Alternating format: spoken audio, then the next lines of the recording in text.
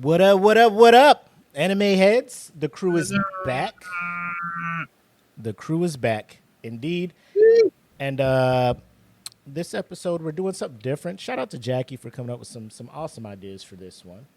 I try my best. Your best is amazing over here. Yeah. So what we're going to do is pretty much, so April just wrapped up, and a lot of the things that dropped in April were a lot of the things we were talking about during our past few Put This On Your Radar episodes. So now we kind of have a sample size of these animes we were telling you to take a look at. We have some ratings from some critics on these animes that we told you to look at. We'll look into those. And then kind of dabble into what we've been watching, if any of the new ones kind of, grabbed our attention and now we're fully invested in. And to wrap it up, you see Jackie's background there, the To Be Hero X. We'll delve into we'll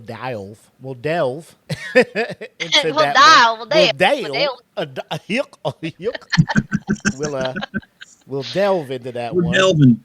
And talk about that and the blend of different styles of animation that one's using. And I'll say this right now, it's one of the anime that I'm tuning into every week.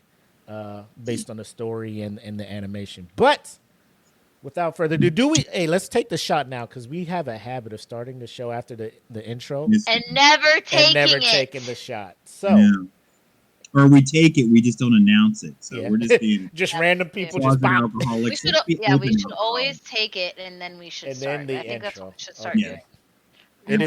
It is law. This Dr. Pepper Zero. This is gas. Yeah, you put it in your car because you don't drink it. It's trash. Oh. Dr. Pepper is like, why is this soda so spicy? Get this out of here. I got into an argument with someone one time about how the number of flavors that were in Dr. Pepper, and I told them that Dr. Pepper Zero is different, 72. and it doesn't have those flavors. And this dude was like, I went to a Dr. Pepper factory in, Kansas, and I was like, first of all, why is there fucking that makes sense actually. And he's like, and I tried everything, and I was like, I still don't believe you, so I bet you whatever. Well, I lost that bet because I soon found out that it doesn't matter that it's Dr. Pepper Zero, because it's still Dr. Pepper and it still has 27 flavors or whatever it freaking says. I was like, okay.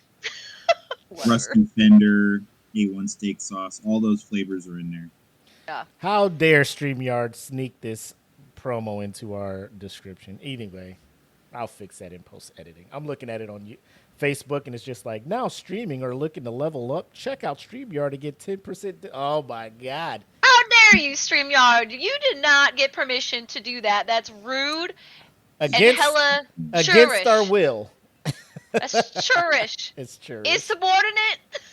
It's churrish.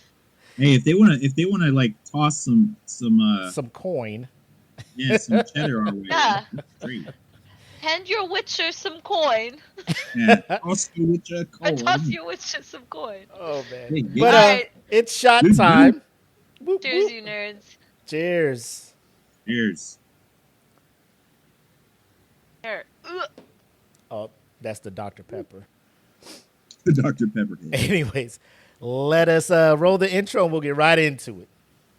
The following is a presentation of the Dot Healing Podcast Network, reminding you to always question the answers. Eat the cake. Eat the cake. Eat it. Eat the cake. Yeah. Eat the cake. Eat the cake. Well, all right. I bet you thought you stumbled on another podcast. Of course you're right, but let me tell you about the contrast. It's really different, not an exit from the Comcast. We cover anime today and other times past. Listen and learn in that order, then replay. Be entertained by Mac, Jackie, and EJ. 3 hosts doing way more than the most, proving you can pay the lion, but it's all in the approach. Originals and sequels, the newbies and the Ichigos. The world's up in flames to the ones more peaceful. The weapons or the Shuto, manga, Naruto, Monkey D. Luffy, and a lot more that you know. Subscribe, hit the like, give the algorithm life once. We trying to get the same pie that Apple took a bite from. Join the conversation, let us know if you can relate. If not, you still might be forced to eat the cake. Anime, hey, eat the cake. Hey, anime, eat the cake. Anime, eat the cake and the maid. Hey, hey, eat the cake. Hey, hey, and the maid. Eat the cake and the maid. Eat the cake and the maid. Noise. Always such a great I love opening. that. Always a good time. Always a good time. But like we talked about the cold opening, April, full of releases. Just to name a few, there was one that was getting a lot of hype. The beginning after the end. That was one that dropped. Windbreaker season 2 for those that tapped into the first season, that dropped as well. Fire Force season 3 dropped as well. What else we got? Lazarus. That was one of the put this on your radar. I think you talked about that one, right, EJ? Yeah, I put out Lazarus, Or, and we also had I don't know if we're still counting that, but Devil May Cry dropped on Netflix. Yep. Yeah. So, Also, My Hero Academia, Vigilantes. Vigilantes. Yep. Vigilantes. Yep. Yep. So Devil May Cry was on there. There's another one that I remember us talking about. I have the picture of it, of everything. Trying to. Oh, There's here we go. one that I've been seeing that I've been meaning to get around to. It's the From Old Country Bumpkin to Master Swordman. I've seen clips of that. People were talking I haven't about it. seen that yet. But of course, Lazarus, To Be Hero X, and then My Hero Academia Vigilantes, and then the last one I know that we talked about, Apocalypse Hotel. That was another one that was on our preview. What's to look for? Go Loser Ranger Season 2, and then Teogonia, I believe, were some of the ones that we've also talked about. So a lot of stuff dropping in April, and we're here to just see what did we dabble in, anything new. So we'll start with Jackie. Obviously, we have the ongoing things that we've been watching or trying to catch up on older seasons or anime that we're trying to catch up on. But anything new that you tapped into this week or this past month in April? Yeah, it was. I actually watched a lot of first episodes and I didn't like continue, just based off of like the month with work and time. So Yeah. One of the ones that I did watch a first episode of, and I did not mention this in the podcast of things to look forward to. So I did try to like think of things that we didn't talk about as well and just make a review on it because there were other things I thought were interesting. Mm-hmm. Oh yeah, Moonrise, the one that didn't get enough publicity from Netflix that a lot of people are pissed off about. I forgot about that.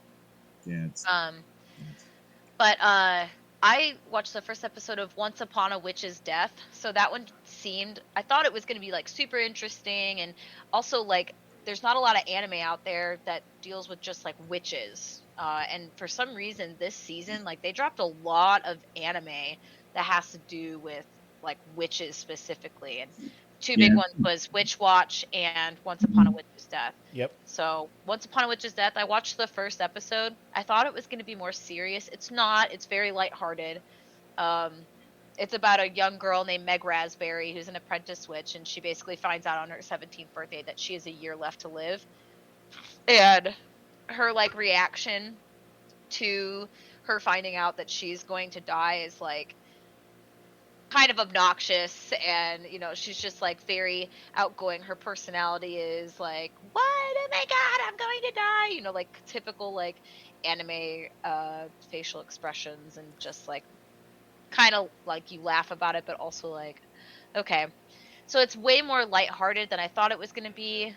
So now what she gets told is she like has this curse on her though, so she's not actually going to die if she gathers like 1,000 joyful tears from people.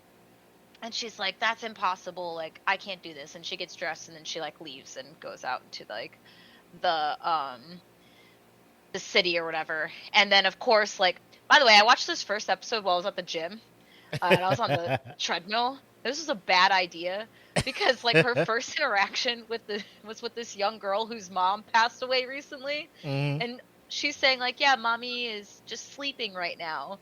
And I'm like, oh my god, why am I watching this? Getting emotional in here. Yeah, and then of course like she does something really nice for the family and she gets to collect her first tear, and she's like, oh okay, I can do this kind of thing. So It's a drama, supernatural, slice of life shonen, and the studio that did it was EMT Squared. I will say, like, the music for it was actually pretty good. The opening and the closing, I liked it a lot. The Maya Sakamoto, if anyone knows who she is, the actress, I've talked about her previously. She's the voice actress of Aerith on Final Fantasy and lots of other female characters since like back in the 90s. Uh, Mm, Escaflowne, and then some of Code Geass, uh, mm, Kidna, and ReZero, if you watch ReZero. But she also sings, which is crazy. I didn't know that she makes music too. And it's Hmm. pretty good. And then the ending song was by an artist I wasn't familiar with, but has done a lot of like songs for Studio Ghibli. Um, it's cute. I like it.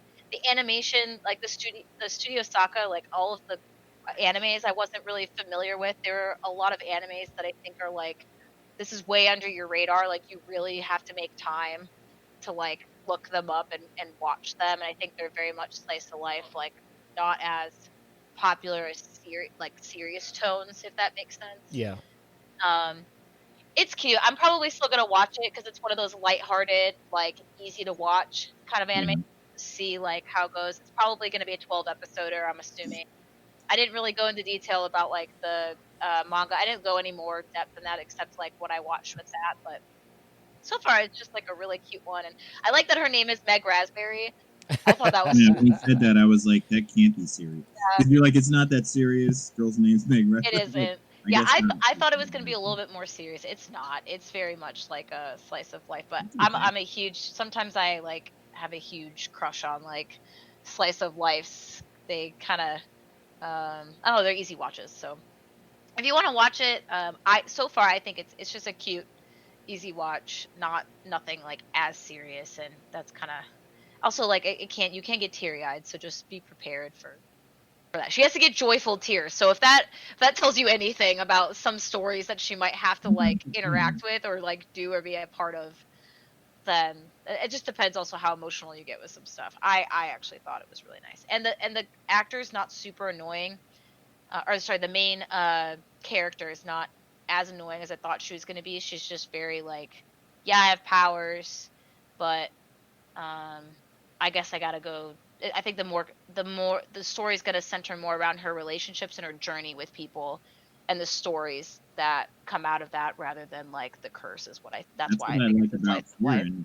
So, Free one's way better, I think. well, yeah, I'm But just saying, like, the same feel. That's what I like about Frieren is the, yeah, the delving into the relationships and how it's changing her and her growth.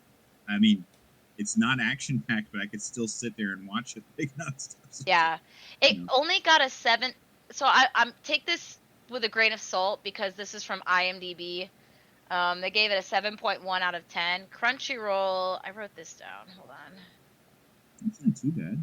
Crunchyroll gave it a. Why is it not showing the thing? I'm trying to look it up. Crunchyroll, it looks like so far it has a 4.4.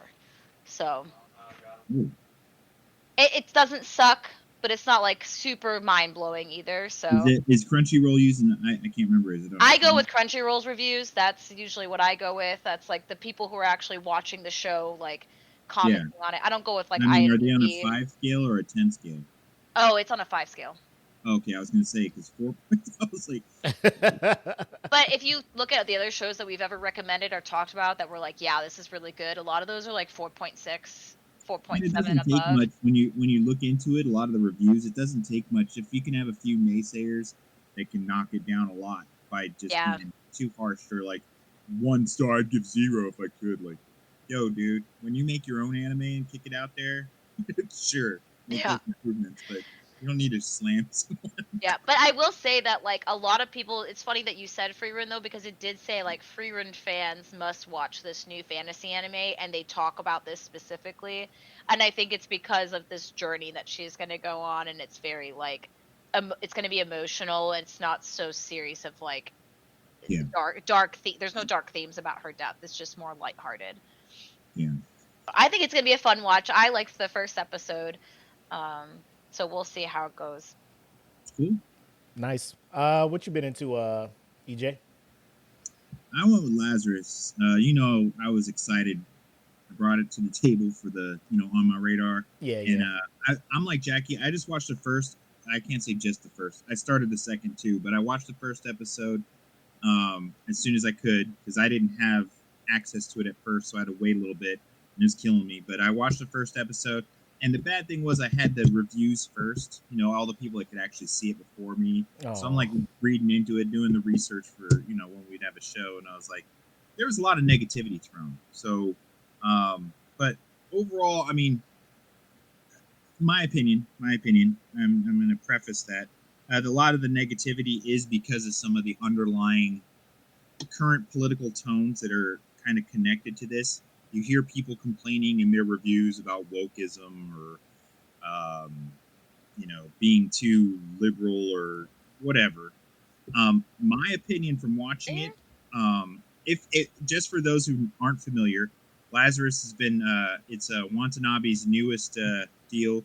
Watanabe's famous for back with Cowboy Bebop, Samurai Champloo. He's been Harold is one of legendary anime creators, mainly not for the quantity but the quality. Um, he has a great following because of that. And with his latest iteration, I feel like he didn't miss. He was spot on as he went. Lazarus is set in a dystopian future. Actually, as it opens and from what you see in the very beginning, it's not very dystopian. I mean, it looks like the future's doing pretty well. Basically, the premise goes around that a medical breakthrough happened about 3 years ago, where a pain medication was created that basically alleviates all suffering. It was created by a Dr. Skinner. So the story starts off, this incredible doctor creates this drug that knocks out any kind of suffering. All right, but the problem is people started using it recreationally, not just for medicinal. So it gets, that's where it touches on things that people were, like, hey, why are we talking about this is too familiar to the opioid epidemic and all that, where people were very touched, and I'm sure it's a touchy subject. If any of those situations touched your family, I'm sure that's an instant emotional red flag for you. But I don't feel that it was meant as in to condemn or whatever. It's just making a situation that we can all immediately relate to as far as current events. It's not saying that people deserve it or whatever. So when it kicks off and that this comes out, okay, a lot of people are using this wonder pain medicine. Okay, I think they called it Hapna, or it's written on the side of the medicine when you're watching the show, so you'll get it. But basically, the guy creates this. It goes crazy. People all over the world love it. Yeah. And then it catches on like wildfire, like a party drug. People aren't living in reality anymore. They're living in this this new sense. Yeah, there it is. Kenpachi Grata, Hapna. They're living in this different reality where they don't feel any pain. Things don't trigger them dramatically or whatever. Anyway, out of nowhere, as the first episode gets going and you're watching this beautiful art unfold, and I'll get to that in a second, but it's revealed that this doctor just disappeared like a year ago. Okay, just nobody could find Dr. Skinner. Okay, he seemed like he was a little distraught with the way that his creation was changing the world. Then, as the story starts and you're watching the episode roll into action and stuff, it becomes to where you're watching news reports coming up, kind of like CNN or whatever doing their, and it's talking about how the Skinners come back and they send a message across all platforms. And this Dr. Skinner or Professor Skinner, they go back and forth and they're referencing him. He basically lets everyone know that when he created Hapna, he incorporated a part of the drug that will kill anyone who's used it within 3.5 years, or 3 years, which is about the time that he's calling now. So he's like, in about 30 days, the first users will start to die. All right, while this is all going on in the background and stuff, you're getting introduced to the main characters, but not in any kind of like strict format. It's kind of like you're watching things go on with the news being brought up. And that's one of the things I want to touch on is one, art doesn't let you down. I mean, of course, Watanabe's never been one to let his art get sloppy. I mean, it's beautiful from opening to, outro. Beautiful. And the reason I say that is because the melding of 2D and 3D in this is so seamless. It doesn't affect it. As you're watching it. And the one thing that I always bring up, and I took notes on it when I was doing research, is not only is it the movement of the characters and the motion, like the action, it's the eyes to me. Like their eye contact and conversation and stuff makes it feel more real. The facial expressions seem a little bit more real. Their faces are less blocky or edgy. So in a way, that allows, in my opinion, for them to share, smooth transitions, like Kenpachi said. It allows for you to actually kind of feel more drawn into a world, like it's a fully fleshed out world. The main character, Axel, you're introduced to him right away in the beginning because this Lazarus, which is the name of this like organization, the special organization, special investigators or agents, they want this guy Axel. You're in a prison in the first episode, seeing how Axel is in prison. They're coming to offer him hey, we'll get you out of this if you do this for us. Well, he was planning on getting out anyway. So you watch the whole thing in the first episode is giving you the overall plot, but it's also introducing you into the world, and you get to immediately know in the first 15 minutes why they're going after Axel. His escape from this maximum security prison after he's been interviewed for this pardon is beautifully done. I mean, like I said, it's not Cowboy Bebop, but it doesn't have to be. But wasn't it confirmed by Watanabe that it's in the same universe as Cowboy Bebop? Way different on the timeline, because this, I would say, is believably within a lifetime of our current technology. Therefore, it's not anything like extremely far out. So, and the fight scenes are beautiful.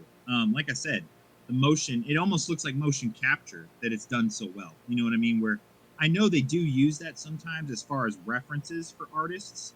And I know that I think I've actually seen jobs for it where they'll have a model that can the anime artists can look at and work with for the motion. So they can go through the entire motion, and instead of just the computer capturing it and going, it just gives them visual reference. And one note I do like about this is that he never stays static with his viewpoint. It's like a moving camera, like in a cinema. You're actually seeing, the camera transitions during the whole thing, be it conversations, be it action. So it brings that cinematography feel to an animated movie, or animated show that you're watching. So, like I said, I watched the first episode. I enjoyed it thoroughly. I felt like it was a great intro into it, gave you enough of the major plot and a little bit of the characters. Like I said, there's criticism. A lot of that has to do with people's, their own interpretations when they watch it. But the art is great. I mean, down to the minute details in the background. So, to me, that shows a level of commitment and passion for the art, for the subject matter. I mean, you see the rust and stuff in the background on the wall. You see worn spots on metal surfaces where someone's touched it all the time. Those little things, I know it's not super important, but like I said, it makes you feel like you're actually walking into a really fleshed out world, a really fleshed out idea. You're not just getting thrown out, oh, there's trees in the background, there's buildings in the background, or the generic cityscape. This felt like a world that he'd been developing the whole way. And Kenpachi, good one, Kenpachi. The humor in it is well placed. Some people have said that the first two episodes, some of the voice acting, the lines are a little bit off, but I felt like the dub or the sub. It's dub. Yeah, the dub acting is off. Oh. I've never. It's not off, but they said it just the lines didn't match up perfect. It's like the actor was getting used to the character, and as it goes on, you know, they said that you don't see it anymore. I didn't even notice it. So I mean, that's just what other people are saying in reviews is that it could have used a little bit there, it could have used a little bit here, but Oh, I haven't. Why are overall, people analyzing this show so much? it's like wow, all of you guys are anime masters. I didn't. What is I didn't know. happening? But I like when you were talking about when people like. Sorry, because I just want to talk about the reviews that you said where people are like, this is wokeism. I feel like when people feel like they were personally victimized by something that actually has like no personal relevance to them, or like they get personally offended, then their go-to is to say like Yeah. this is, you know, whatever. They use wokeism as a thing, and I think it's so silly. I think anyone that has a review that says that whole review itself, you just take Yeah. that and throw it in the trash because Yeah, it's you based just- off of you just- personal feelings, and at that point, just don't watch the show, dude. Yeah. Just don't watch it. you're twisting this. You're twisting it way too. Stop. There's way too much twisting going on here for you to connect these mental dots. Because I mean, one, if they even define woke, they're always off. They can never define it. And then two, they use it for anything that they feel uncomfortable with. Yeah, dude. That's why like anytime that I see a review like that, I never take it seriously. I'm like, it's, Man, Yep. this wool underwear was a mistake. It's woke. Like, yeah, because wool would be good on your junk. Man. It's just wool. But no, I mean, a lot of places, pretty much overall from the anime reviews, it stays in the 8 category. I mean, on a scale of 10. yeah, I saw that. But like I said, when we were talking, Jackie, with your reviews, all it takes is a couple people. You had a couple people rate it like 0 or 1 star, so of course it's dropped it down. But I think a lot of people are being optimistic, and if they're a fan of the any of those prior projects from Once Now, they'll enjoy this. It's a really good kickoff so far. So I'm looking forward to it. What you got, Willie? So I will say the one that I enjoy watching, we'll probably get to it later and talk more in depth to it, but it's To Be Hero X, right? Not to get, but also for me, if you can see the shirt, Fire Force Season 3 Part 1 is started up. And if you have not caught up with it, it's about to get real over in the Capitol with Station 8 and the evangelists and bro, I don't want to stress, like, please go watch it. That's all I'm going to say. But the two that I will ask you guys questions about, see if you guys dabbled into it or what you guys have heard. The beginning after the end, I was excited to watch this one because there are people at my job who have come to my office when we have our little weekly 15-minute anime discussions that run to about an hour. Like, my door is closed. People are thinking like, oh shit, there's serious conversations in the shirt's office. We're in there talking about anime and shit. it's a whole thing. Oh, that's awesome. But What a great shirt. It works out crazy because I'm working in a cyber unit and like the new guys come in and I'm asking them their hobbies. They're just like, I like gaming, anime, and I'm just like, bro, we're here, bro. Yeah, but you're in the right place. they were everybody was talking to me about the beginning after the end, based on a web novel that caught me off guard. I'm thinking it's like a manhwa or like Japanese. Apparently, it was an American web novel that was serialized. Yep, over to Webtoons in 2018, and then now it's a anime series produced by Studio ACAT, which doesn't have a strong track record when it comes to animation. So it was kind of a roll of a dice, giving them a chance to work with something that is very beloved and highly rated when it comes to the Webtoon.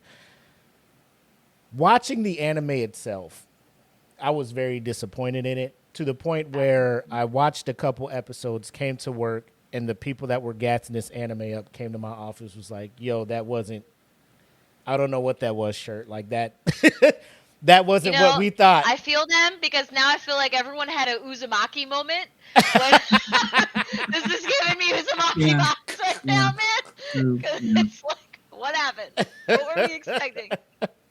But I was ready to ask them, like, because I haven't read any of it. My plan Yeah, was to neither kind of have look I. at this and then like now I want to read it because the way everybody was gassing it up, it sounds like the story is amazing.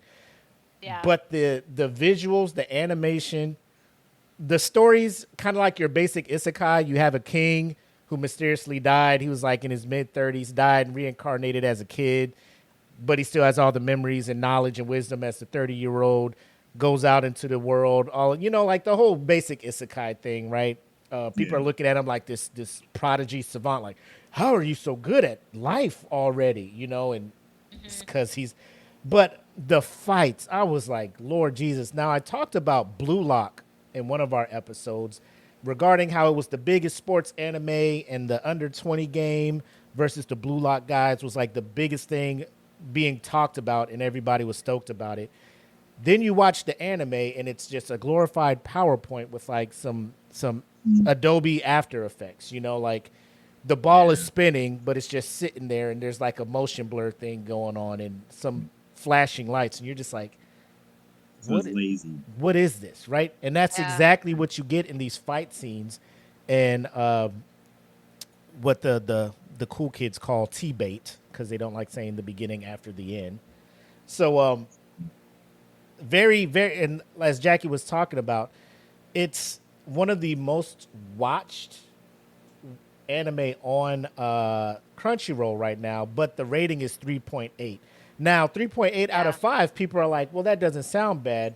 When you look at all the other most watched anime on here, like the lowest one is like 4.3, and that is like, I haven't even seen this one. It's called Even Given the Worthless Appraiser Class. I'm just like, God damn, like that one is that one's running around with 4.3s. You know what I'm saying? Whoa. That's running with 4.3s, and then you have another one that's 4.1. So very rarely do things drop below a 4 on here. If it drops that low, then you know it's bad. Yeah. So I mean, there are some people trying to keep it going. I guess they're just hoping that things pick up, or after the first season, another animation studio will pick it up and run with Yeah. it. But from what I have seen, this is probably something I'd rather read than watch. Along the lines of like Black Clover for me, like the Yeah. animation was hit or miss. Like the fight scenes were great. The slice of life, everything in between was not it for me, including the voice actor. So this may be just a read for me, but I don't know if any of you any of you two caught any of this anime and have any thoughts on it. Like, but the reviews I've been reading, I'm just like, yeah, it's pretty spot on. Like, people jumped into this thinking it was going to be great. I think giving it to a studio like ACAT instead of like one of the more established studios hurt it. But 6 episodes in, we'll see what happens. But like I said, I watched 1.5 episodes and I was like, back to some stuff that I like. Yeah. I just read stuff on it. I haven't actually watched it, but a lot of the points were the same as yours. They seem like lackluster battle or fight, and they just felt like it was just missing that oomph, like anything that really, because everyone was expecting it, like you said, people were gassing up, people were blowing up, like this is gonna be fire, and then it comes out and it's like nothing about the series was throwing anything at anyone that they felt like was pumped up or anything. It didn't have that feel, that action, like Solo Leveling. When Solo Leveling gets into it, I mean, those battles alone, you could just watch the battle. Yeah. You know what I mean? So, yeah, it fell short from everything I've seen. Hope you never know. Maybe by the 6th, 5th and 6th episode, it'll pick up. All you'll get better, but I mean, don't it's know, it could be wrong. just another show that's based off like a webtoon or something. Because Tower of God is another one. I watched all of season 1 of that one. I was not impressed to the point where season 2 came out and I didn't even queue it up. I'm just like, Yeah. one day when I'm bored or like deployed somewhere and I just have it's on a hard drive, I'm like, let me give it a look. Like COVID would have to come back again for me to sit down and be like, yeah, T3. Yeah. T3 up there. Just I guess I'll watch this. Oh God, T3. But Got another nothing one, else going on besides just one aircraft. another one that, for whatever reason, animation and is great. The credentials of the team working on it is great. I'm talking about Moonrise, Yeah. and I don't get it. like I'm looking at Rotten Tomatoes, 50% audience score, only one review for like the actual critics. You know what I'm saying? It's like they're not even paying attention. And I'm just like the one legit critic or from Digital Mafia Talkies. Visually, everything in Moonrise is perfect. However, if your storytelling is not only keeping me from enjoying the animation but also tiring my mind, then that's a problem I just can't ignore. And they gave it 2.5 out of 5. Yeah, so what I read is Ooh, that some people are on Reddit specifically, Yeah. because that's where I'll kind of go look to see what people are saying. They're saying that it's pacing, disjointed editing, and lack of character development and plot coherence is what's causing them to like complain about it. They said that like the story's confusing. They said the story beats with a sense that the story beats and character dynamics are poorly handled, leading to a feeling of wasted potential, according to some of the discussions that just regular viewers apparently are having. I don't know. I haven't watched it yet. It's on my like to watch, Mm-hmm. but a lot of people are just saying like the writing is really bad, a lot doesn't make sense, the pacing is strange, and the characters are dumb as rocks. That's literally I what don't I agree read. yet. From what I've watched, I don't see what they're talking about at all. I mean, It's built like a slow burn anime. Like it's I think what is it 20 some odd episodes, 22 episodes yeah, or I think something like that. Yeah, so it's not like your standard 12 episode bing bang boom start to finish. yeah, 18. Yeah, it's so you got to watch it. Some it's people are like the time jumps from here to there like episode it 1 is does, yeah. yeah. Go ahead. But I mean, the thing is if you're watching, okay, people who say that it's hard to follow the plot, it's not. Now, the character development, I do agree. That's one area where I feel like they totally missed the mark because when you're watching the first and second episode, where you should be like identifying with the main character, it's too loose. You're kind of like, okay, I know he's the main character because of the focus, but I don't know anything that's interesting or anything about this dude. But the plot's not that difficult. Someone gets killed, he wants to know why. He's gonna go find out. It's taking place on the moon.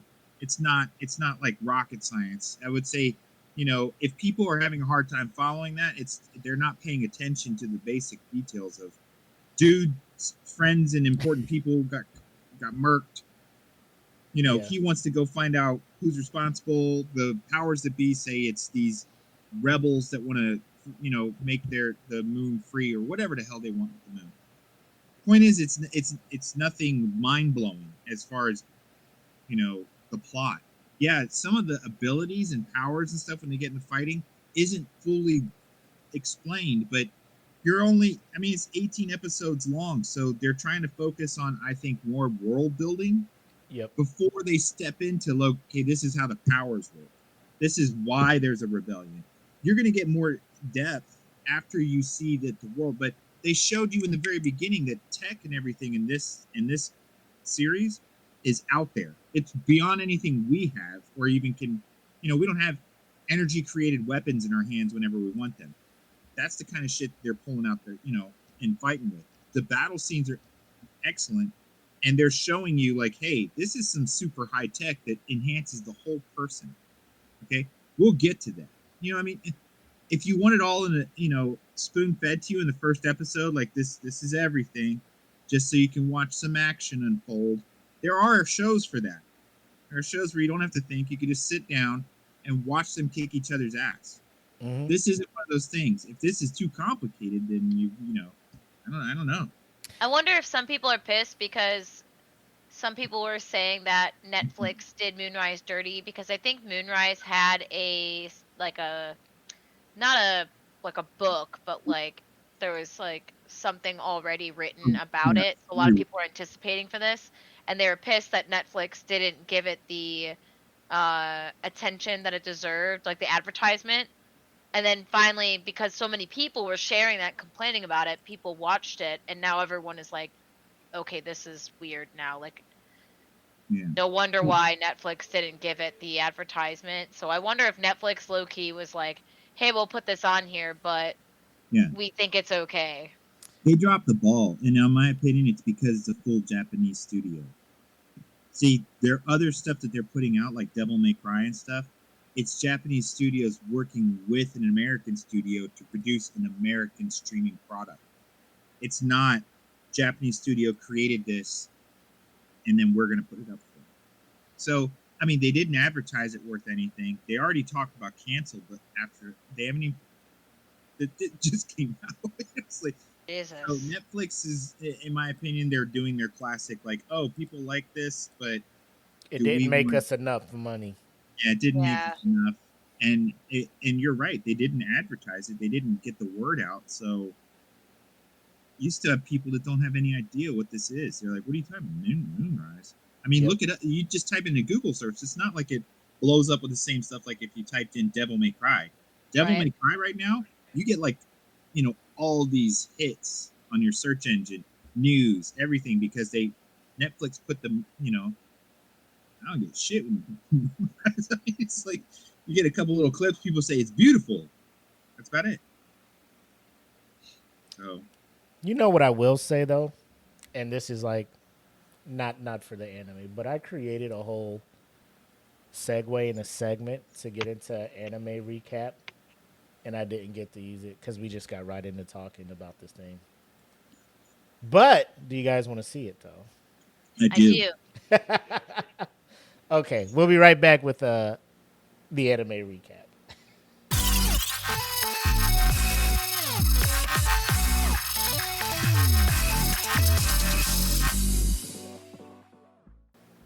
Obviously, I was supposed Hey to be guys, we're back again to talk about it.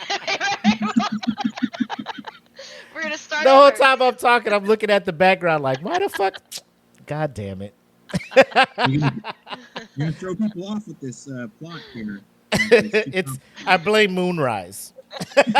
Moonrise is complicated. It's making me think too hard. But I Like a mean, shot. it's not even. People are like, well, they keep introducing new antagonists and new this and new that. I'm like, well, there's a show, an anime that is highly regarded when it comes to twists and turns and new this and new that. I remember like watching the first watch through of Attack on Titan, and I'm just like, what the hell is going on out here, right? This dude is cool. Oh, this is a bad guy now? Who the fuck is this? Where'd he come from? What the fuck is it? But you just got to let stuff like that breathe through. Now, I don't know if Moonrise is season one it says season one Moonrise, not just Moonrise, like it's a completed story. So I don't know if I haven't watched the end, like I'm only on like season 6 or episode 6. I don't know if at the end it's conclusion and you have closure, or if it leaves it open for more stuff down the line. I'm hoping that it's concluded because the vibes I'm getting and from what I'm reading, Netflix doesn't look like they want to continue pressing forward with this story. That's crazy that you said Attack on Titan. Sorry, because it was literally directed by Masashi Koizuka, who's known for his work on Attack on Titan. The animation studio, Attack on Titan, right? Yeah, Mappa. with Studio. No, I think the first 3 seasons were Mappa. And then Wit. And then Wit picked ended up up- after. yeah. Yep. So Mappa, you got the animation ties to it. You got the, like you said, the director ties to it. The writing probably not, but this is one of those things like you just got to let new IPs breathe. Like Yeah. maybe linking Mappa and the director and all that to Attack on Titan to this one, they were thinking Attack on Titan in space. I don't know if that was people's expectations walking into this, but Maybe. yeah, I think it's not anime related, but like when Andor came out, Star Wars, kind of spy thriller drama, like people are like, this shit sucks. Where's the lightsabers? Where's this? And then by the time season 1 ended, people are like, you know what? That was a pretty good show. But unfortunately, when it comes to anime, you have toxic fan bases. They're just like, if it's Yeah. not for them, they go find other like-minded people, and then they just review bomb or go on Reddit and down talk shit to the point where then Yeah, nobody it's wants to go actually check stuff crazy out. how oof. Reddit is Talk super about that at a toxic. different time. And I mean, it's fuel. It lets you know, like, I mean, the top ones that are out there that everybody. Oh, thanks, Kenpachi. Yeah. We had it backwards. Yeah. Wit, then okay. Yep. But you got all these people. I mean, if you're looking at the most popular, especially shonen, they're not the wait 18 episodes for the solution. You know what I mean? They want to battle the outcome, the next one. Battle the outcome, the next. It's kind of the pattern. It's very, very straightforward. So if you're gonna make it two, it's gonna if they can't be on their phone, swiping left and eating a hot dog and watching the movie all at the same time, then, if you got to pay too much attention. Yeah. And also, I just want to correct myself. I've been mixing it up. So Wit is on Moonrise now. Yeah. Mappa Oh, okay. is Lazarus. So that's why I'm getting the two Yes. confused. Yeah, Yeah. okay. I got the But two, still, 'cause like I was- said, it's you got these ties to Attack on Titan. Well, and, Wit and and all- Mappa is like two of the really Yeah. like big ones. Yep.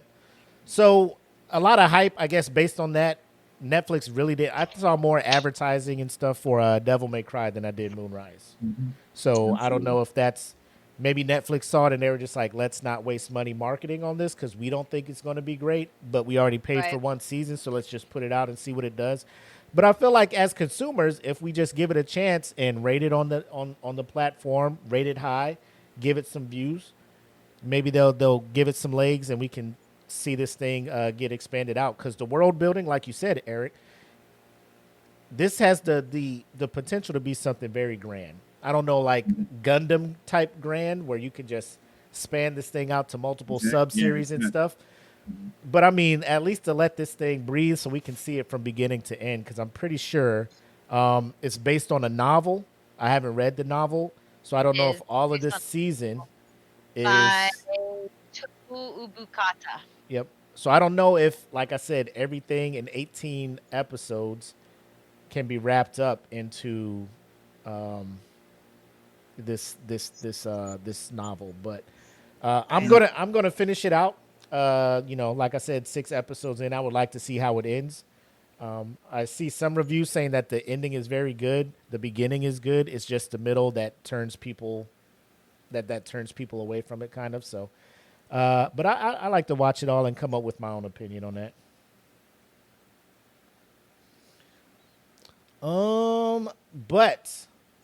We got a question real quick. So Kenpachi asked me, what do I think about the added fan service in Fire Force this season? I'm not a fan of fan service myself.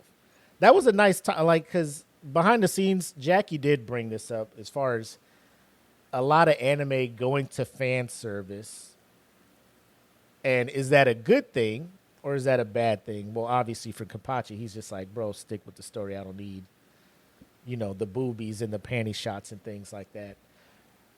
Like, to me, when it starts taking away from the overall seriousness of whatever situation the members are in, especially with Fire Force, because this arc right now is not meant to be too fan servicey. You know what I'm saying? Yeah. But there is the one character that her thing is like this ability. I forget what they call it, Lucky Lucci or whatever. Like, things keep happening to her that, like, her pants will fall or her coat will open up and it'll be her bra and panties, and then the bad guys are just like, oh no, and then that's her opportunity to like attack them or something like that. So that's like her So little stupid. yeah, so something like that. But from the 4 episodes that have been out, 4 or 5, like, it is very super heavy on the fan service. It wasn't so focused on that in the manga, so I don't see why they felt the that's need to weird. have to, you know what I'm saying? Like, I don't. Why are they doing Why are they leaning more towards it? Yeah, Kenpachi says I would have liked it better in earlier seasons. It had a more serious tone for this season. Yeah. But I don't know. I mean, because there are anime that are built for fan service. Your ecchi kind of, like, normally they're lining. But towards that's the ecchi fine stuff. if, like, But the yeah, if genre that's their straight up thing, says yeah. ecchi harem, like, you know what you're getting yourself into.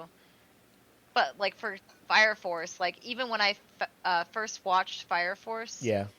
Well, Elfin, like we can talk about Elfin lied on a different podcast. Yeah, we're or gonna do an but episode dedicated to breaking down the fan service. And yeah, but like, cause that one's a little bit different, Mhm. I think, in my personal opinion. But I just for something like Fire Force, and you know how deep the story can go.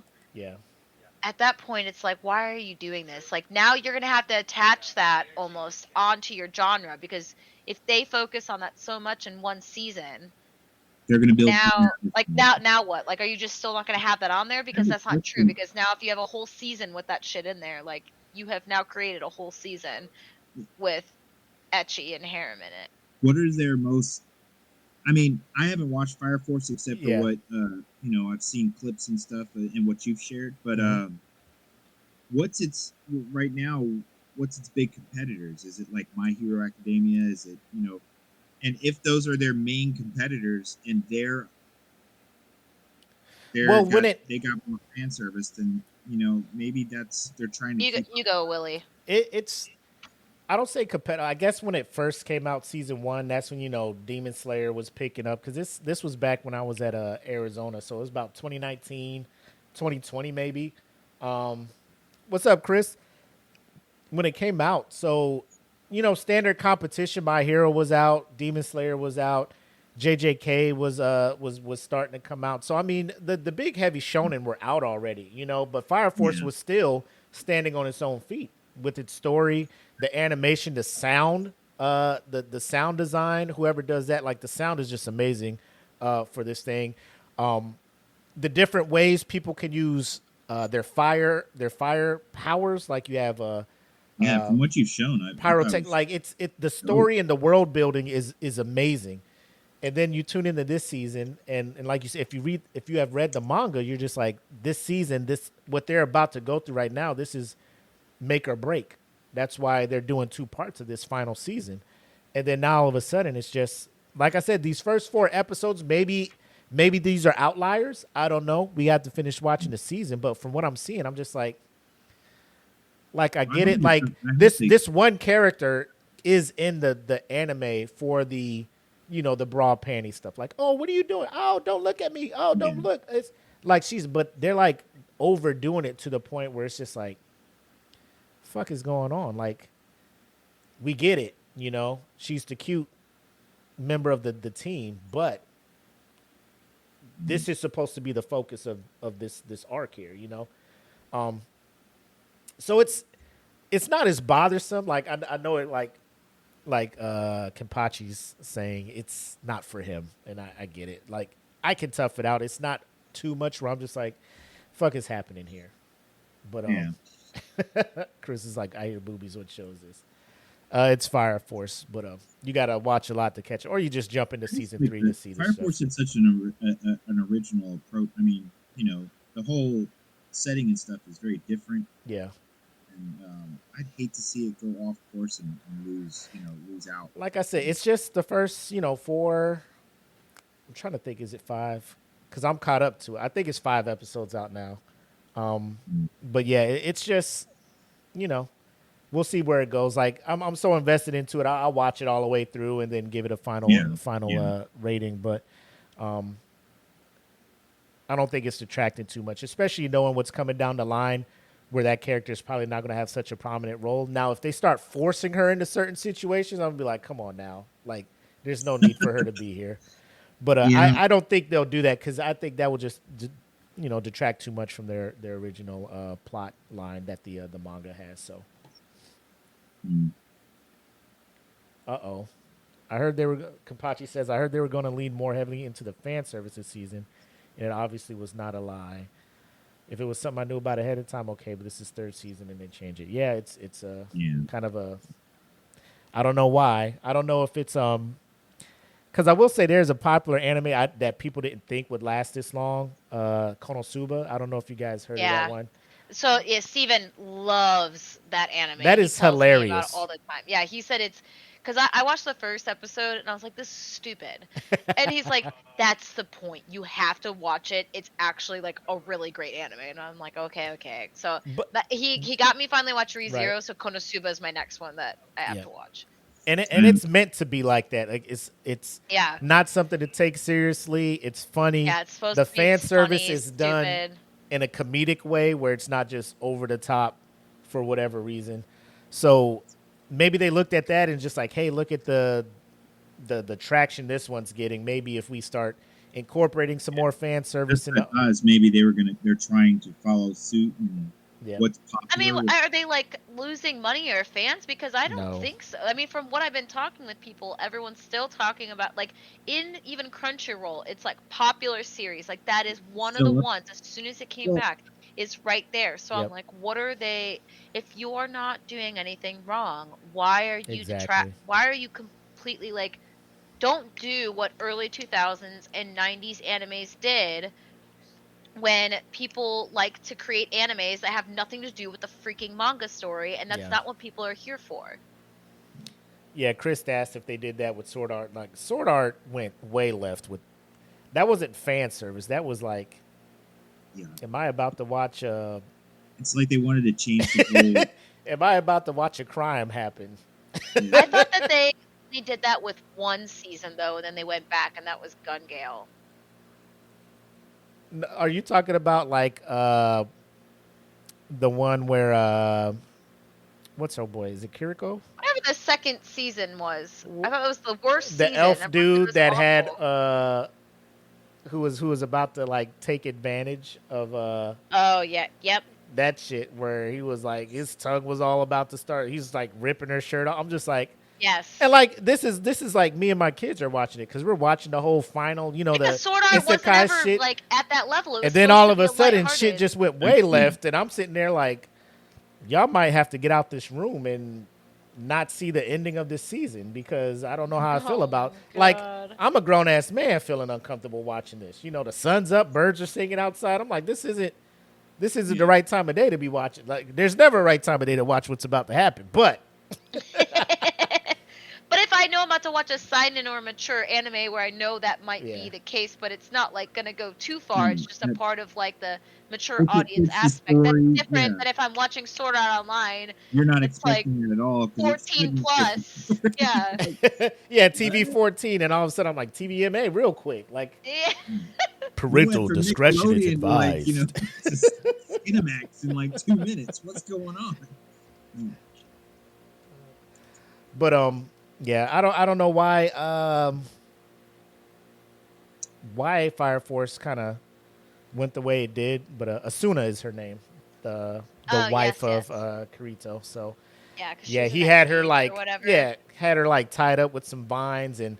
Yeah. Kirito, like, because he was the game master, he made the sword stab Kirito, Yep. and he was like stuck on the ground. And he's like, "Now you get to watch me do what I want with your girl." And I'm just like, Yeah. "Oh my god!" Dude, I remember I was like, oh, is this like is this becoming now? Like, Yeah, okay. yeah. So I mean, yeah, but not to get too much into that, we will have an episode based on fan service and talk about the impact, how it was just inserted into some anime that didn't have it, or the animes that were based around and knew that they were going to use it to a point, probably have better success than just random anime that are just like, and fan service out of nowhere. Because, you know, Yeah. your audience isn't here for that, you know? But it is what it is. Now, are you guys ready to talk To Be Hero X? All right. I don't have a segment for that because we're always doing the recap. So, Oh, cool. yep. Jackie, are you caught up? Is everybody caught up to where it's at now? I'm caught up. I'm not, but I'm good. I'll get there. Okay. I'm following. I just. Well, haven't it's still seen- relatively new anyway, so Yeah, I think they only have I don't 5 wanna- episodes in. Yeah, I don't Yeah, want to spoil anything anyways for especially people that haven't watched Yeah, it so yet. we'll I just think, talk like, about, the only time we don't give a shit is if something's been out for like 10 years. Yeah. Like, Yeah. yeah, if we're talking Naruto and you're just like, no, guys, like, bro, chill. This Yeah, is, it's on the yeah. 5th. I think skip. Then Yeah, skip this. Then skip the episode. But from what you've seen, EJ, I know it was one of the things you talked about in your forecasted anime that you wanted to watch. What are your thoughts about it so far? What you've been seeing as far as reviews and the reception of it? Well, I what I'm going to say visually, I'm impressed, no doubt. I mean, from the get go, and like I said, that's what caught my eye with the whole that for that segment of on radar. It caught my eye during the research. Then I went and delved into it a little bit, and I mean, anyone who's watched it can tell you the action sequences that they capture in there very fluid. Um, it's outstanding to watch. So visually, I'm definitely kudos. They put in the time and effort with that. I love the color, and I this is another one where the 2D and 3D they're getting good at blending it. They're blending it to where it feels less forced or just open like that. So, um, you know, I feel like the action in that feel and the whole story premise behind how power works, it reflects in the action to me because I know we don't want to get into too much detail to spoil it for anyone, but in this, as far as it's got a lot of it's superheroes or characters, but the way in which their power works is a faith based kind of system or a trust based and almost popularity like system. So I feel like that's conveyed well here. Like I don't know how to put it. Almost like when you're, not gladiatorial only, but like how you see when you're watching a sporting event or you're watching your favorite, how the rise of the fans or just I don't know empowers them. They Hmm. convey that well. If I can't put it into words as well, but they convey that well of the standings. I have negatives, but I want to get everybody else's first take. So, What do you think, Jackie? So is this our like also introduction into Chinese anime and then what we think about it as well? Or do we just want to focus on Tobiro X and then go into here's Yeah, some we'll other Chinese animes and things that we're seeing and whatever. yeah we'll yeah, it can focus on serve the as a good show, and segment. then we'll flow into the Chinese animation. Um yeah, so I did a lot of research on this one only cuz like I was quite shocked at how good it was, and I was telling Steven like long time ago, "Hey, there's this like Chinese anime that I found that's pretty good." And he's like, "Yeah, I'm good with that." And then I would say again, like I found another one. He's like, "Yeah, I'm good with that." And I'll talk later on, like probably why, like some people are not as interested into. Which, by the way, it's not called Chinese anime. It's called Donghua. I Donghua. Yeah. looked that Yep. up. In China, like there's no word for anime, so it's just Donghua is like their way of saying like anime basically. Whereas Japan, it's anime, which we This had that this conversation is a before. duel, though, isn't it? It's Chinese and Japanese working on this particular. Yes, which Yep. I think helped it, which I like that they changed. So when I saw the animation, I was like, this kind of reminds me of, um, it's like Spider-Man to the Spider-Verse. Like, then you got, oh my gosh, I'm blanking right now with Vi and uh, crap, what's her face from the game League of Legends? Oh, Arcane. Yeah, Arcane. A little bit of Blue Samurai, like all of that. It kind of looked like that, but then I could see a little bit of like the computer based. So if you see like some Chinese based like CGI, if you will, compared to like Japanese CGI is like very different. They're very 3D and very like kind of cartoony CGI looking. I can't explain it. So I didn't know how I would have liked it with that, but when we were watching it, I was like, "Oh, this is actually pretty cool. Like this animation's like They did not a good bad. job. I don't hate it like I thought I was going to. This is great." And then like the idea of like you said the faith, them needing like faith in order to be stronger, I thought was really cool concept to have. Like you need the people's like trust in you in order to have these powers. So you don't just get these powers and get to have this like power trip or whatever. Um, I like the main character. I think that he's really likable. I do see how they do some of like it's not fan service, but it is like video, not video game, yeah, kind of like video game where you get to choose your own story or path. Where he's like, and it like zooms in on him, and they make like this fun cartoony like expression, Mhm. kind of, but it's not on his face. It's just like the like sound that it does for it. So I didn't know how I was gonna like that the more it happened, but actually I think it goes well with the The way it story. flows, yeah. Yeah, some of the characters that they're bringing into it and their story background, I was very surprised that they're going into like, I can see that's where the Japanese influence is coming in of like storytelling. Yeah. And I like that when they go into fights and stuff and how they do stuff, they change Yeah. animation, and I think that's so cool. I've never seen that before. Like, I think that's such a cool concept. Like, I'm digging this. And Steven, like after the first episode, Steven was like, okay, let's watch the second one. I was like, okay. So, but we do watch it in dub. We do not watch it in Chinese sub. I will say, like other Chinese donghuas, like I do watch in Chinese sub. Took me a minute to get used to it, just because like the Chinese language is different than Japanese language, so what I'm used to. But I don't think it's like that big of a deal. Like I think it sounds fine. But we listened to the dub, and the dub is great. Like, Oh yeah. again, like you will hear me very few times ever, like at least nowadays, because I think some dubs nowadays it's like, oh, I'm gonna be there for my friends. Yeah. It's like, oh Like, my god, it's way over the top. It's like they're almost doing it on purpose. it's just getting so secondhand embarrassment that I can't deal with it. But no, this is a really good dub. I really like it.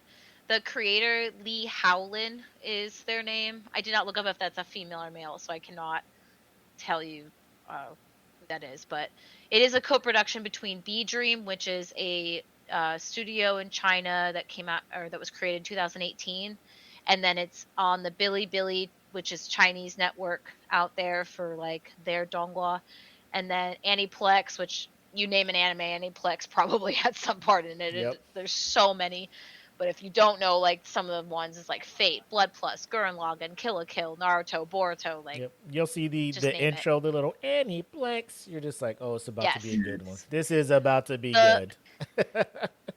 dude, the freaking opening and the ending for this anime, I was like, yo, this is, and that's how I also knew that like Solo Leveling creators were a part of this, because the person that made the opening is Sawano Hiroyuki, who literally did not only music for Attack on Titan, but also the music for Solo Leveling, because it was very much similar to that. I was like, I freaking called it. Mhm. And then the people who did the end, which I was not familiar with this band, but they did the ending for Bleach, Thousand Year Blood War, Yep.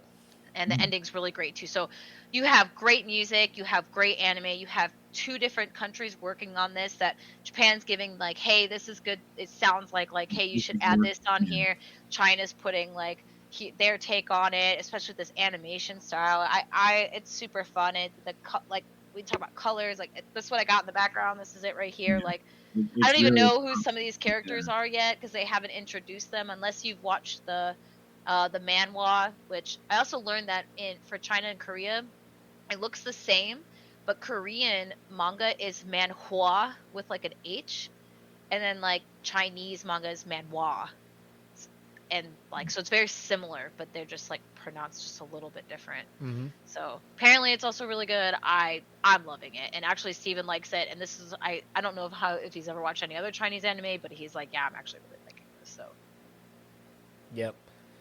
I'm on board with it too. Biggest thing for me visually, I know we always we always go back to referring to this anime when we talk about 3D CGI stuff. We always talk about Berserk 2016, right? And we're just like, Jesus Christ, this is the worst of the worst, right? Then you move forward, you got anime like Beastars that do it better, right? And then so on and so on. They figure out how to merge the little 3D with the 2D kind of realm. I think To Be Hero X is the best we've seen when it comes to that. The transition where every time an action scene would start up, they go seamlessly into the 2D animation, so you can have those vivid effects, the comic book dude, it's style, so cool. comic book style, lighting and the sound and on all of that stuff. It is amazing, and I know you haven't seen it, but the episode where I think it's episode 4, where the dude playing nice fights God Eye, and like you said, EJ, the whole premise of the heroes being created based on people's faith in them to be heroes, right? Because you just start out as a regular dude, then people are just like, you know, they start rooting for you and believing in you, and then that's where your power comes from. I feel personally, I was watching it, and I'm like, I like this premise about heroes more than the whole you're born with a quirk stuff from My Hero. You know, not to say My Hero's, I love My Hero, but you know, hey, you're either born with powers or you're not. And this one is just do something heroic. Because you've seen the last episode, right, Jackie? And not to spoil anything, but the one where this is the one that just came out the on kid, Sunday. With the kid, yes, and the statue. Yep. So not that one. That with the dude that holds up stuff. What do they call him? Like I forget the name they gave him. No. Stand man or something. I don't know. It's actually something very like literal. It's very literal. Firm man is what they call him. Firm man, which is wild, but yeah, I thought that was funny. But it's the one. I don't know if we watched the most recent. All right, yeah, but you know, this dude goes like it's always people that are like going above and beyond, knowing they don't have that power, but going out, doing the right thing, even though they know they are about to get messed up. They're outnumbered. The bad guys got weapons. They're getting beat up, and they're like, this is the right thing to do. And then somebody sees them, and they start rooting for them. Like, you got this. Get up. Fight back. And they put faith into him, and it gives them that strength. That's the yes, stuff I have seen it recently. Sorry, the young kid. Got it. Yep. I remember. Yep. So I'm just like, really I love this stuff. Like, I love that aspect of it. And then, like, as I was doing research, apparently this is the third part of like an anthology. Yeah. So apparently the first and second one apparently are like okay, but they're like completely separate from this one. Right.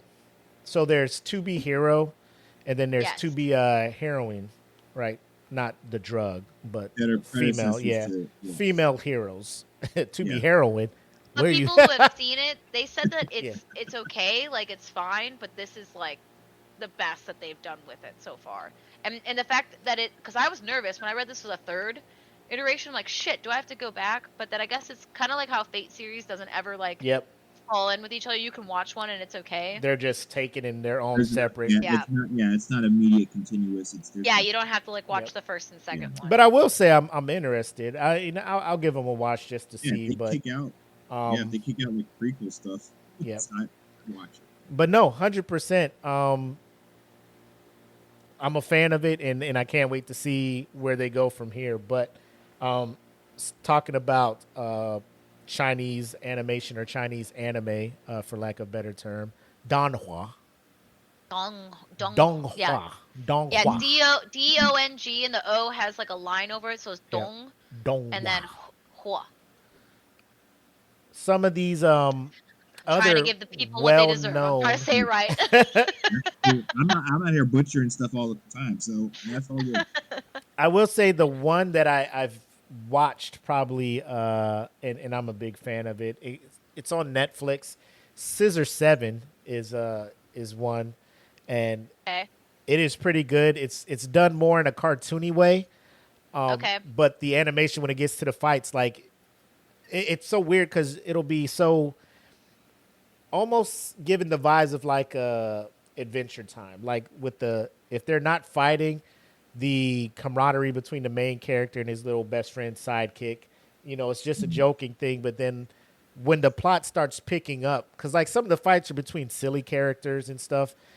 He's an assassin trying to climb the ranks of assassins, but he's like the lowest level, and all he has is like a pair of scissors to start. And then the more and more of his backstory gets revealed, and he finds out he's like a better assassin than he thinks he is. Like the spirit of, not to ruin it, but he becomes a pretty competent fighter, right? And he's fighting some pretty badass people throughout it. So you're watching it, and you're just like, this is a funny, regular show, Adventure Time, Gumball type thing. Then when shit starts hitting the fan, you're like, oh shit, animation is on point. Like they really don't fuck around with these fights. And then another one that I want to bring up, and I think it has some of the best animated fights ever. And all I could do was just catch clips of it on YouTube. It's called The Fog Hill of Five Elements. I want to bring. Ooh, I want to bring it up. People have been, No, they're gonna yell at us. Oh my So god. stupid. They're gonna yell at us. I'm going on a tangent right now because there was a One Piece episode that came out in April, and by the way, it's like, oh, it's so good. And I love watching reaction videos to crazy ass episodes. I don't know why, but I just think it's so funny and fun to watch other people's reactions to see if everyone also had the same reaction as me.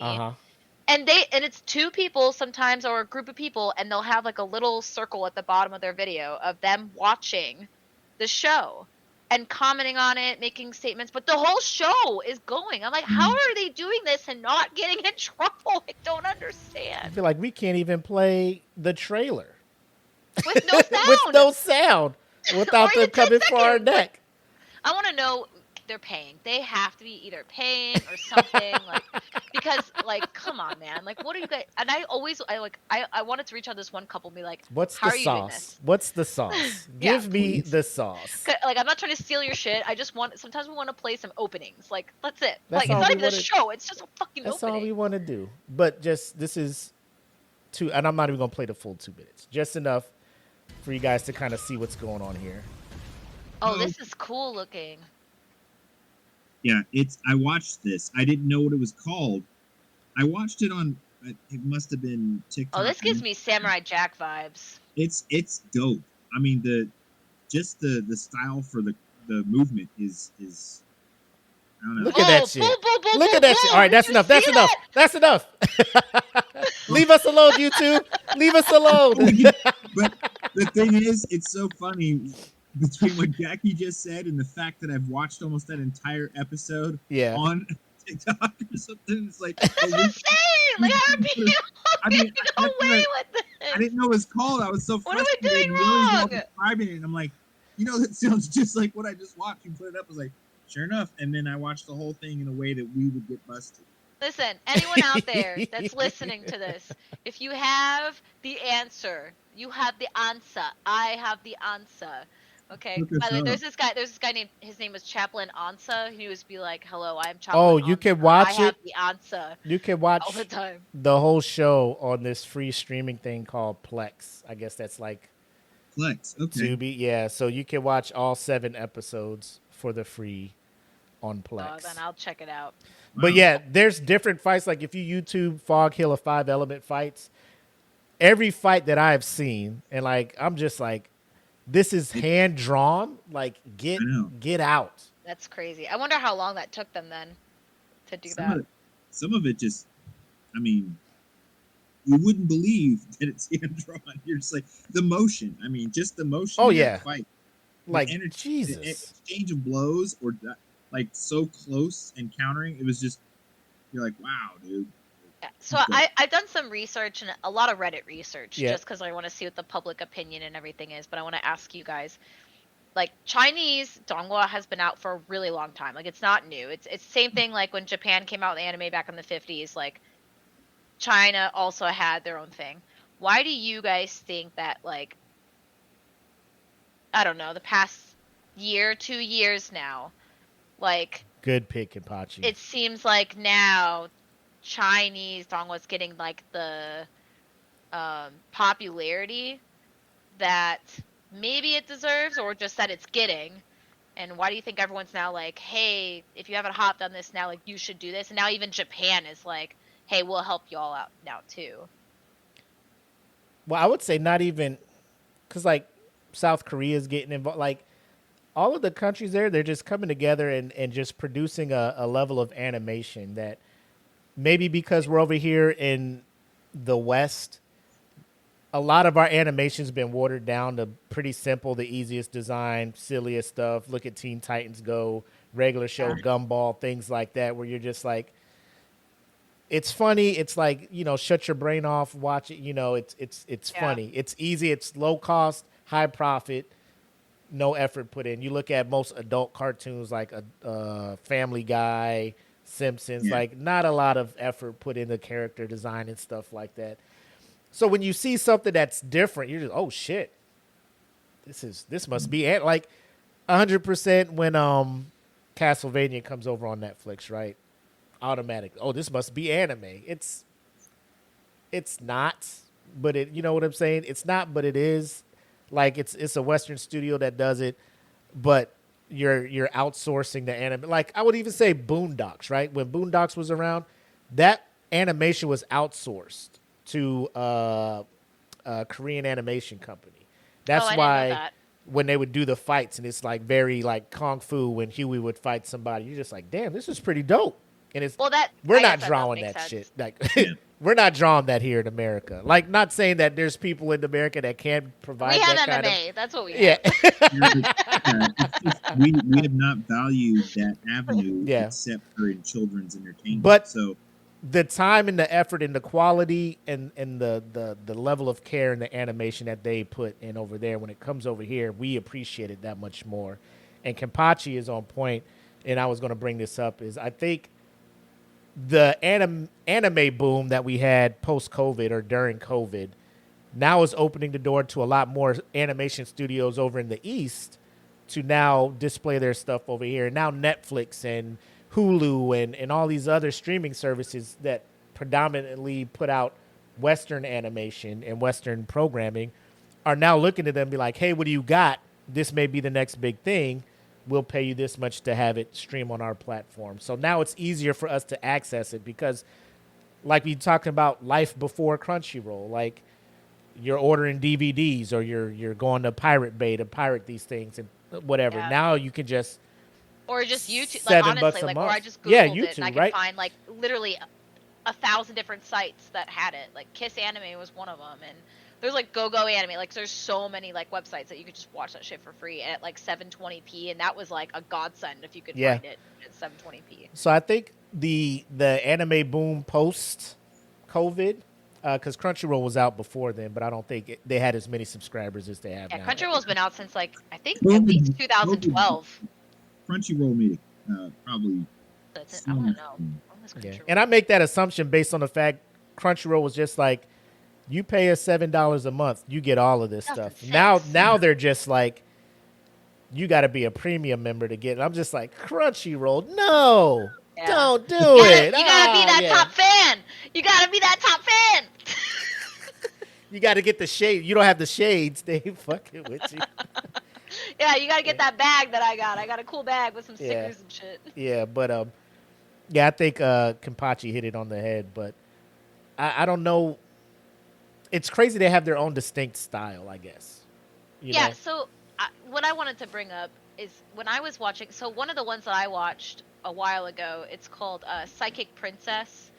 Heaven's Official Blessing is another one that's on Netflix, and also I think Crunchyroll.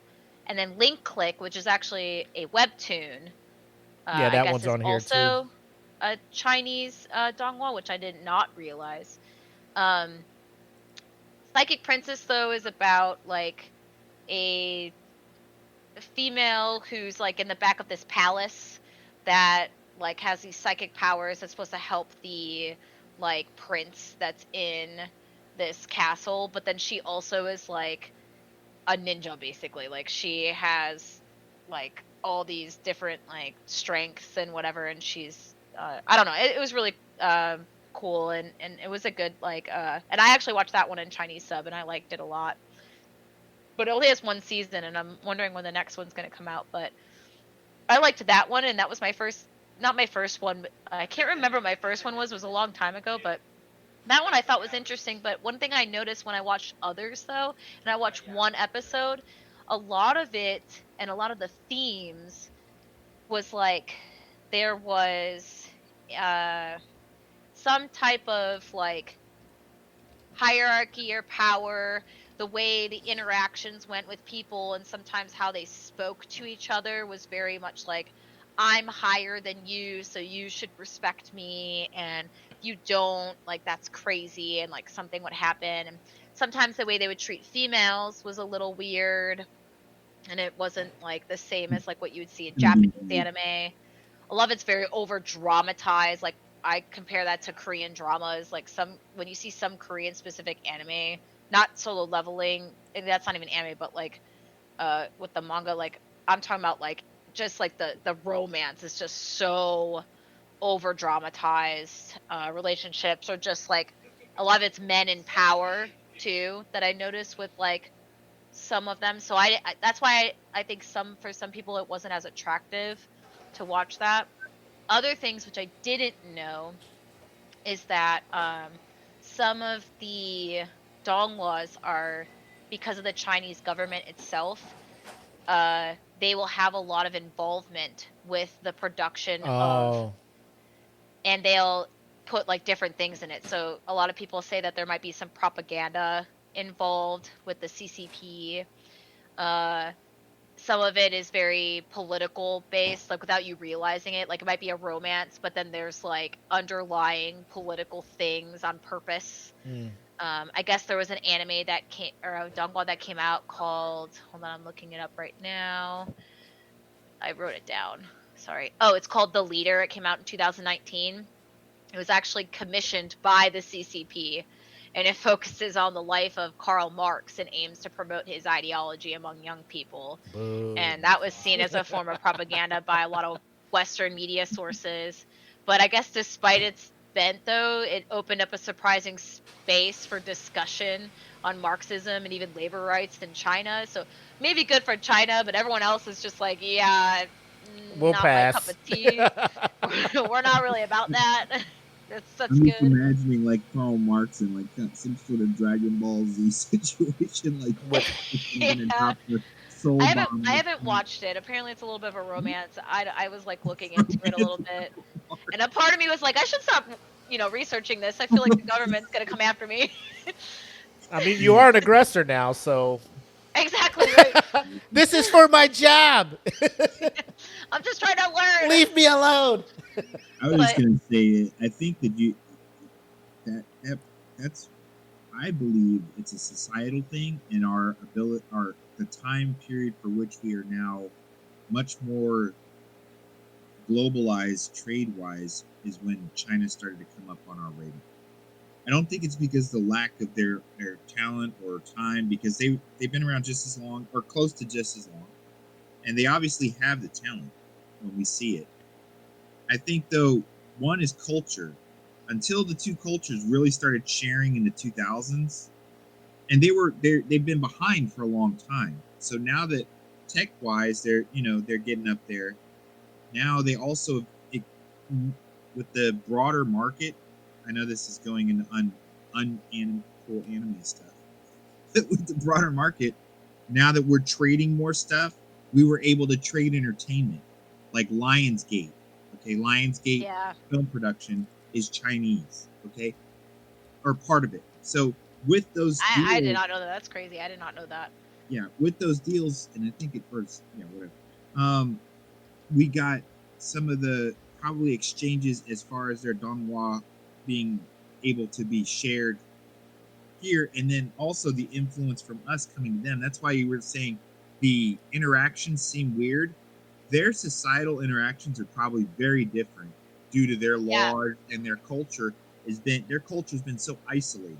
So Yeah, because that's what I've been reading too with Reddit is like, and actually the Reddit forum I was reading was there was a lot of people from Japan commenting about how they felt about the Chinese animation that's been coming, and a lot of them are very biased. They're like this one thing that I read is she's like, I'm Japanese, and like my thing is like, why am I gonna watch Chinese like animation when I can just watch it in Japanese? Like, there's no point in me like watching that. But like you guys talked about, it's different in like Western audiences. Like for us, like it's all different, it's all new, like so we're all gonna watch it no matter what because we can watch it in different subtitles. But at least from this one person that talked about, she's like, but I'm Japanese, like I don't need to watch that because I'm just gonna watch what I think it's in Japanese. So like I'm just gonna watch this. There's no point in me like even like watching that, and I thought that was an interesting take. I didn't think about that in that way, I guess. Mm-hmm. And then this one person, which I did not know how I felt about this comment, but it was from an American. And he was like, it's so refreshing to see protagonists that are always respectful towards their peers and considerate of how their actions affect other people around them. And I was like, what are we talking about here? Because it sounds a little, you sound a little weird right now.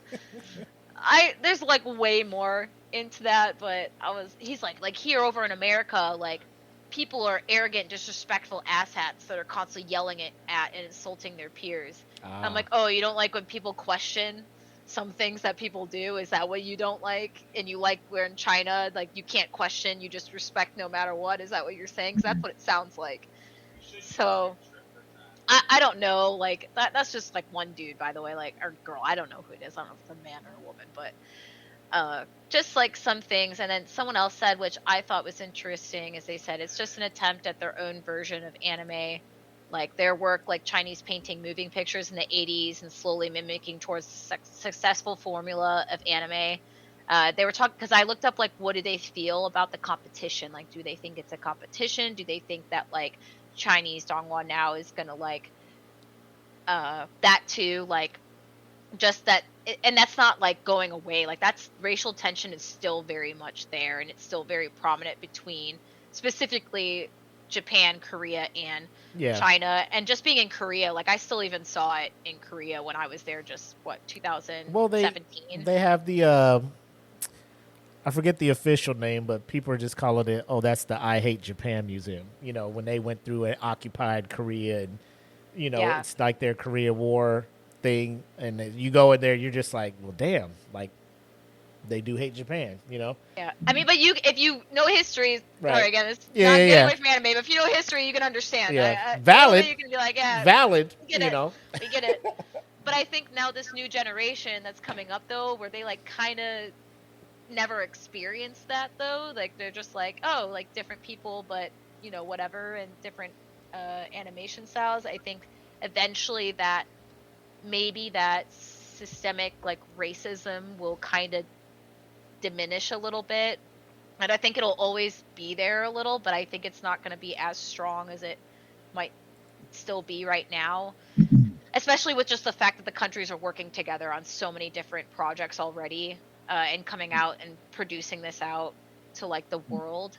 To quote saying, cash rules everything around me. So they're helping because they're going to make lots of money off it. That's why they're helping. That too, but yeah, I don't know. But I also see like China's like, even like 2B Hero X, I don't see any, at least yet. I don't know. I don't see any propaganda. I don't see like any underlying political things. I mean, I haven't really focused much, except like the animation, all this other stuff, super cool. I know that Kenpachi gave us like a buttload of different animes to watch, like Hitori no Shita, The Outcast, The King's Avatar, Biao Ren, Blades of the Guardian, Super Cube. Those are some of the few that Kenpachi like told us about that were really great, and that he was surprised, like Sugar Cube was specifically, he said he was really shocked was really good. So like I think it's still worthwhile if China's able to continue to create shows that doesn't have CCP involvement and doesn't have a higher agenda to it. I think that they will continue to produce really great shows that will bring in not even just Western audiences, but even like European and more audiences to continue to watch their things, as long as it's a really great story. Yeah. I'm sitting here looking, and South Korea officially lifted restrictions on Japanese animation to be played in their country in 202006. Yeah. Oh. So like it's still recent. Like 19 years ago, not they're even like 10 years. They're like, here's some anime. People are like, because they were creating their own anime over there, right? You know, which good for them. They were trying. They would see what Japanese were doing, and then they would like make I don't want to say the great value version of it, but they would try to do their version of it, like their Dragon Ball. I don't know. Their version of Dragon Ball is so hilarious. You're just I haven't seen it. No, I don't want to watch it. It's so hilarious. You're just like, I see why they were just like, we could let a couple shows through. Like Hey man, it's just Yeah, not catching fire like it is over there in the States. Like they were probably watching us in America, like Super Saiyan 2, Frieza, Piccolo. They're like, hey, we got to get in on this guy. Like, let's go ahead and lift this. Because they were pirating that stuff in. It was like illegal. They were willing to Yeah. pirate this stuff in, kind of like how China's just like, or North Korea's like, don't bring this shit over here. Koreans were just like, bro, I need to get in on this Dragon Ball shit, So to officially lift the ban in 2006, but as of 2018, obviously 7 years ago, there are still several laws restricting certain broadcasting of Japanese media in South Korea. So it's not all buddy good times, but they are Yeah. slowly, getting to that space. Yeah. I think a lot of it did. Right. Yeah, so what Kenpachi's saying, 100% correct. I don't know about the different names because the names are still Korean in the anime. I will say They you at can least kept tell that. like it's a Korean story because when they send the Japanese S rank hunters over there, like the Korean one is like the best. They're just like, oh man, the Japanese ones got washed. Obviously because it's a Korean driven thing, but go figure, right? That was a fun year, living. Because I got in cool with like I don't know if when you went, if people were still going down to the score bar down in Songtong. So, but I got cool with those bartenders, and they would let me just hang out behind the bar, whatever. Sona and Jay, but yeah, they'd be like, "So you're Japanese?" I was like, "Yeah." And The record scratches. you're talking about being in a hostile land because there's all these like memorials. Yeah. And they're anytime that it comes up every year they demand an apology from Japan. So it's like, even That's today, crazy. That's every crazy. year, yeah. I mean, at least Japan apologized. I'd try at some point I'd be like, yo man, I apologize for 50 some odd years. Leave me alone. That's Right. like Japan. Oh God, never mind. I'm not even gonna say what I was gonna say. It's Right. getting a little political. I think a lot of it, and it'll get better, but you're always going to have that standoffish between the originators of the practice or the ones who made it become popular. Look at a good example for me is football. Okay, United States made football, and everyone And look else. how popular it is now. It's like now they're doing games in London and Germany and like everywhere. But I People are mean, like getting so like everywhere around the had- world. They're getting so into American football now. Yeah. Anyone else who gets into any of our sports, though, they're just for a prime example is like basketball. Okay, doesn't matter that certain years in the Olympics we've had foreign teams that give us a run for the money, if not beat us out. Okay, it's been rare, but it's gotten more. But I'm just saying, we will never, just like Japan looks at Chinese animation, is the same way that like we would look at Czechoslovakia's basketball team. It doesn't matter how good they are, they could whoop our butt, but we're still gonna be like, you're not up to our level. Yeah. No one will ever be because we made it first. So that's the way I feel like Japan's looking at that, and it's sad in a way because it could affect future endeavors like this 2B Hero 6. X. We could lose out on the next great thing like that if people's attitudes and opinions continue like that. But there's a market for it with us now, in the West. Even if it has to bypass Japan, it's going to come because it's money. Oh, it's funny. Oh man, good times. But yeah, that's a good discussion. That's a good topic, Jackie. Looking into that. Yes. I will say, based on you brought that up in the chat, and I was looking at all the different Chinese animation and stuff. I was like, let me go ahead and dabble and check these out. Because Super Cube, obviously, I want to check that out. Because Kenpachi rarely steers me wrong, but What was the one? Kapachi was on it. He was like, "Y'all gotta watch this Here you shit." go. He gave a list. Blah, I was like, blah. "Oh, okay." Add. That's the stuff I want to do when I finally retire. I just want to take a year, don't do any work. Just tell my wife, tag, you're in. Like it's on you to work now. I'll bring in my little retirement thing and whatever disability I get, and Yeah. you go, because I got stuff to catch up on. Yeah. There's just so much. Now you're bringing other countries into it. It's like, I damn, dude, I'm never know. gonna. I'm be never able gonna to catch watch up. anything. And at the end of the day, when I die, the sad part is like I will never be caught up on One Piece. No. Shut up. I not mean, true. you are.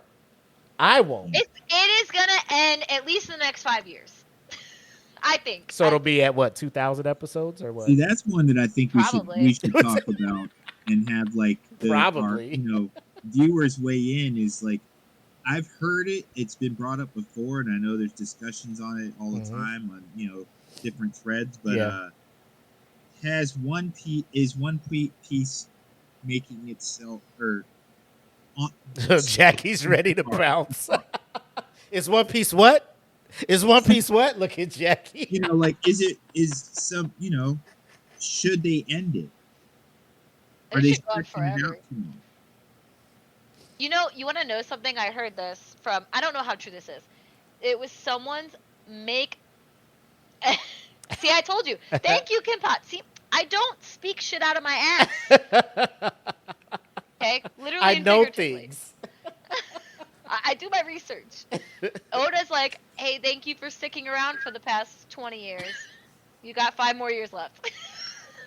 He's been I writing. feel bad for the people that started this shit when they were 50. Bro, he has and now been they're writing. 70, and they're like, God. He has been writing this story longer than like generals and shit have been serving in the military. Crazy. Full military But- service. And Right, if anything, Mama? we should talk about like Detective Conan. Like, let's talk about that. Like, that shit is. Why is it?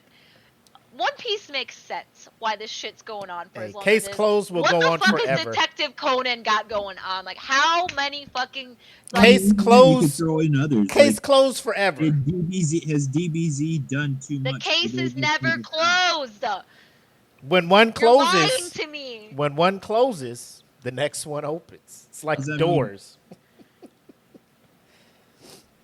It's fine. Listen, It's fine. And I mean, as long as the story's good and the audience is still there for it, keep it going, well, it's because the story is so freaking good. This dude's a genius at everything he's doing, and now because like the animation has like skyrocketed. Just obviously, it's been 20 years, so animation is gonna get way better.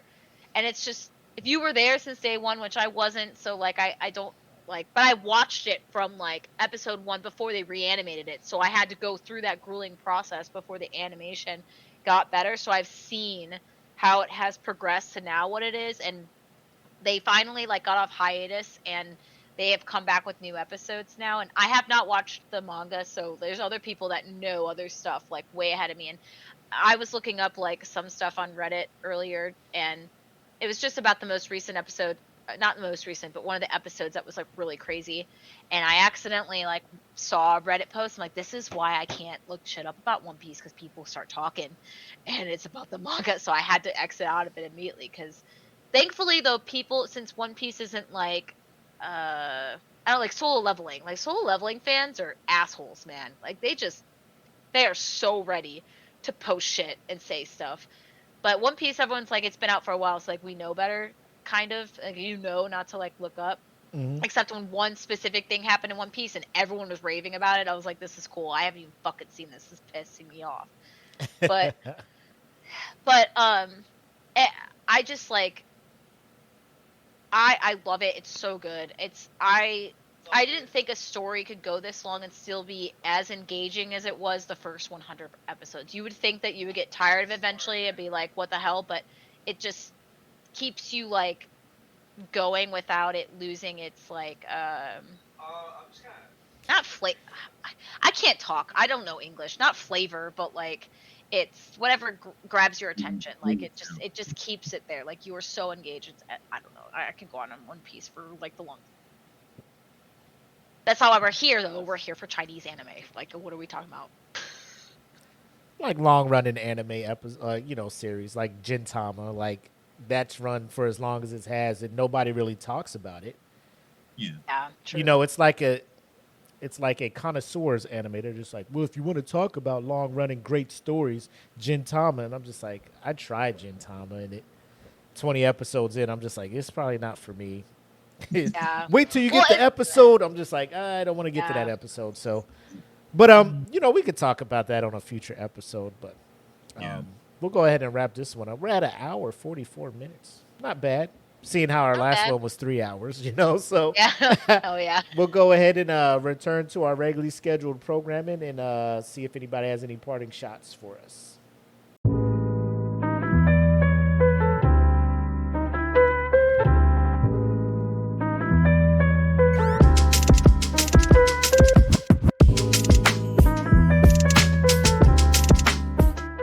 Hey. All right. Thanks you guys for tuning in. Very educational / fun show that we just had. A lot of anime we were putting people on or talking about, breezing over. If you've seen any of the anime we were talking about, or is there any anime that premiered in April that you've seen and you're just like, you guys didn't mention this one, or you're missing out on this, or you may not have been tracking this, let us know. Throw it in the comments. We'll check it out. Like we said, all three of us has a watch list that is continually growing, and one of these days we will check them off. But EJ, any parting shots for the folks before we call it a night? No, actually, I think we covered everything. What about you, Jackie? Got anything? I think my parting shot is watch One Piece. No, I'm just, but also not kidding. Kidding, No, but I not think really. I think Chinese donghua is worth it. I think that we should get into the things that we talked about, especially that Kenpachi recommended, and I look forward to when we do watch that, talking about that in the future, and hopefully some of y'all have watched some of that and can also comment on it, and we can see what we think about some of these new shows that have actually existed, because some of them Kenpachi said were made 8 to 10 years ago. Woo. Yep. Have some And good discussions on those. I don't either. I don't have anything, but I do know we have some amazing topics to get into for our next show, which will be 2 weeks from now. We'll let you know if anything changes. But what's 2 weeks from now? For the 22nd? May, no, not 22nd. Wait, what is May? Yeah, May 22nd. Look at you. Can't look Lying. at my calendar. Lying to us. I can't But look at my calendar. It's not letting me. 22nd of May. And we'll let you know if we got a flex left or right, because, life happens. But again, great show. Thank you guys for tuning in. Awesome discussion. Awesome recommendations. So if you got something for us, let us know. We'll check it out. Until the next time, y'all be easy. Peace. Bye. Go watch some, what is it? Go watch Sayonara. some great donghua. Is that Donghua. donghua? Manhwa. You guys take care. Peace.